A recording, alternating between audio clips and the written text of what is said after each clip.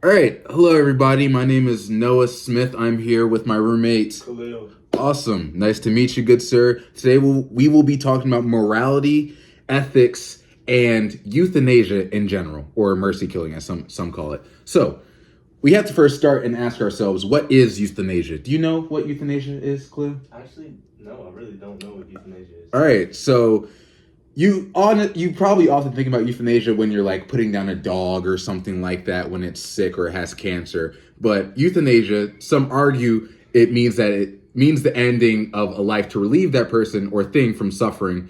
Some argue that it's not wrong. There's active and there's passive euthanasia.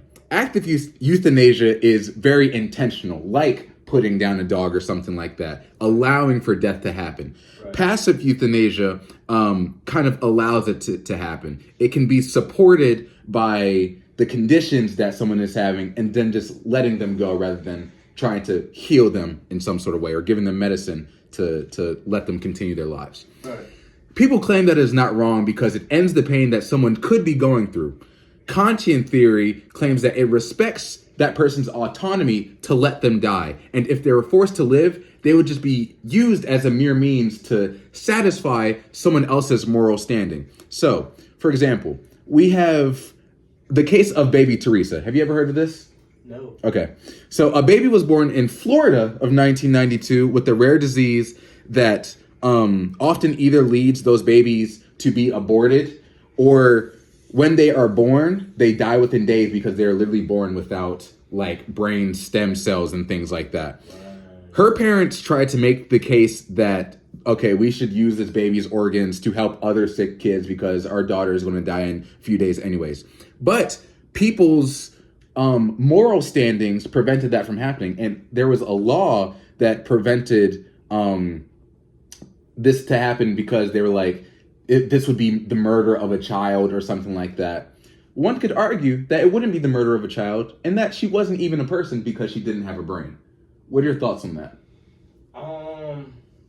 Personally, I kind of agree with the mother, but I wouldn't be as how would I say unrestrained as she was. I feel like just let's just knock her off right now.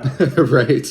Me personally, you know what I'm saying? I'm thinking maybe a miracle could happen. Maybe right. This baby somehow miraculously grows up and has a normal life. Right. Right. I'm gonna wait for as long as possible until the baby actually dies and then possibly harvest the organs afterwards. Now see, that would be a great thing, but I omitted this detail from this conversation is that if they were to wait, because like let's say the scenario were to happen again, if they were to wait, the baby would die. The death of the baby would mean that the organs are going to die as well.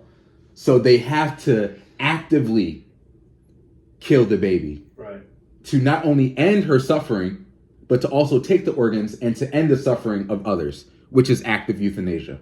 Right. Do you think that that is morally acceptable? Well, you got to think, would this law kind of apply to this kind of child specifically, right? That goes into like, oh, what is a baby and blase. Right, because we could argue that since she has no brain, she is not a person. Therefore, exactly. It is okay for her to be killed, exactly. Right? Another example, Tracy Latimer was a severely disabled girl. She had cerebral palsy. She was about 13 or something like that. And she had the mental fortitude of a 3-month-old. And she was mercy killed by her father, who I believe put her in a trunk and let the carbon monoxide do its work, if you know what I mean. Her mother said, because he was put on trial, her mother said that her husband did what she didn't have the guts to do. Do you think that euthanasia, an active euthanasia in that point is acceptable? I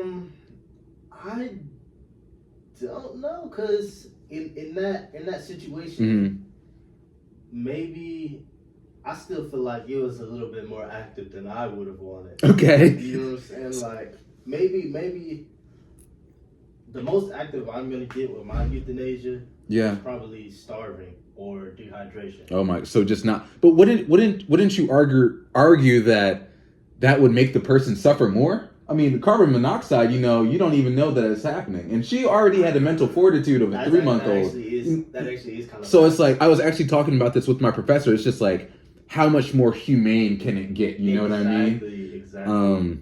So, yeah, I think that it was a morally acceptable thing to do. It wasn't treating her as a mere means to any sort of causation or end or something like that. It was putting her out of her misery. It was doing the best for the most amount of people, for the father, for the mother, and for the daughter. It was relieving the parents of the psyche. It was relieving that girl from the pain that she had been through. This could all fall under utilitarian ethics, which says that we are supposed to do the most amount of good for the most amount of people. Right. Would you say that this is true in this case? Yeah. Yeah. All right. Yeah. So one could argue if that it is morally acceptable to do it because we are putting her out of her misery, and we're doing a service, or the parents are doing a service to themselves because they no longer have to pay for the medical bills and raise a severely disabled child. Wouldn't you also argue that that's good for them as well?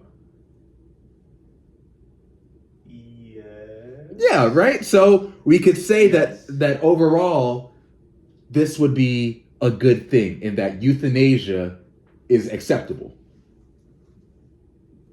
Morally permissible, questionable. Questionable at times, yes, for sure. Questionable, but acceptable to the average person.